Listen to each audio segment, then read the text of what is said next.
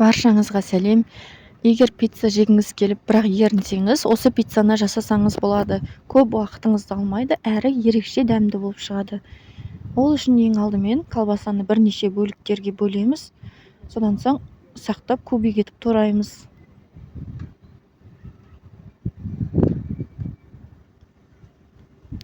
Ыдысқа саламыз. Сырды күштен өткізіп, оны да ыдысқа саламыз. Қызанақты да ұсақтап кубик етіп турап, салмамыздың үстіне саламыз. Бір жұмыртқаны салып, жақсылап араластырамыз. Противенге пергамент қағазын төсеп, кесілген нандарымызды орналастырамыз.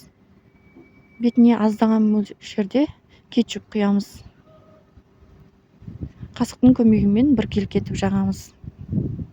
Содан соң бетіне салмасын салып шығамыз.